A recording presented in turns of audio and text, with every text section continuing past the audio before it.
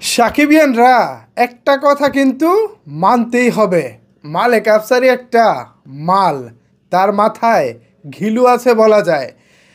হঠাৎ বরবাদ আলোচনার তুঙ্গে, এর পিছনে মালেক আফসারী। আপনি মানতে চান অথবা না মানতে চান, এটাই বাস্তব। গত এক সপ্তাহ বা 2 সপ্তাহ ধরে কিন্তু মার্কেটে বরবাদ নিয়ে খুব একটা আলোচনা ছিল না। গতকালকে মালেক আফসারীর এক খোঁচাতে এই মুহূর্তে আলোচনার তুঙ্গে চলে এসেছে শাকিব খানের আপকামিং সিনেমা বরবাদ। অনেকেই বলতে পারেন ভাই, ইদিকা পালকে খোঁচা দিয়েছে, বরবাদকে খোঁচা দিয়েছে, এতে করে কি বরবাদের ক্ষতি হওয়ার সংখ্যা ছিল না? না ভাই, কোনো সংখ্যা ছিল না।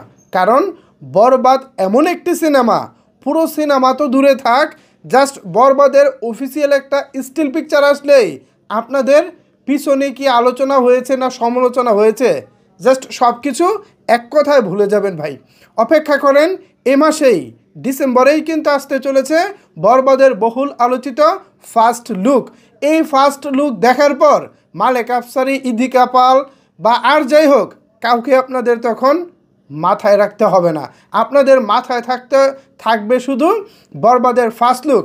বারবার ভাববেন, আরে ভাই এটা কি দেখলাম, এটা কোন শাকিব খানকে দেখলাম। শাকিব খানকে কি এভাবেও নিয়ে আসা সম্ভব? মেহেদী হাসান হৃদয় ভাই এটা কি করলেন? আপনারা বারবার এই বাক্যগুলোই বলবেন।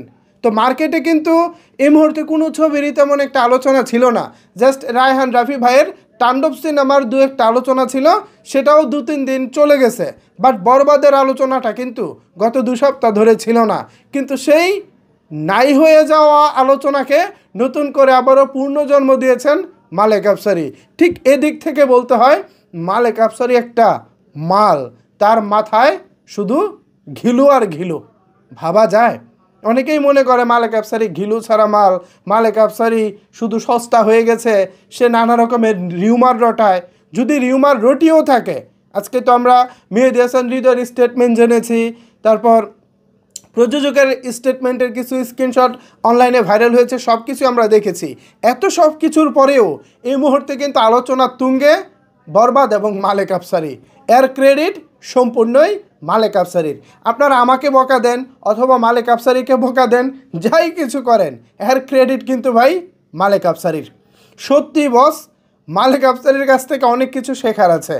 আলোচনায় কিভাবে আসতে হয়, কিভাবে আলোচনায় থাকতে হয়, একটি নাই হওয়া জিনিসকে আবারও মার্কেটে নতুন করে কিভাবে আলোচনায় যুক্ত করা যায়, এই সব কিছু কিন্তু মালেক আফসারীর কাছ থেকে শেখার আছে।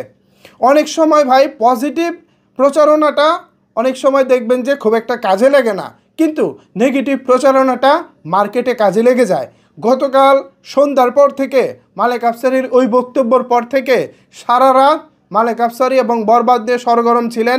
আজকেও সারাদিন, এমনকি বিকেলে মেহেদী হাসান হৃদয় ভাইয়ের ইন্টারভিউ আসার আগ পর্যন্ত চ্যানেল আইয়ে এই বিষয়টা নিয়ে কিন্তু আলোচনা ছিল। ইভেন ইন্টারভিউ আসার পরও অনেকেই আফসারীর দিকে আঙ্গুল তুলতেছেন এবং বলতেছেন চিটার, বাটপার, ব্যবসায়ী, নানা রকমের কথাবার্তা। কিন্তু দিন শেষ আলোচনাটা কিন্তু ওই বরবাদকে নিয়েই হচ্ছে। একটা কথা মাথায় রাখবেন, তো মালেক আফসারী বস, গুরু আপনাকে সালাম।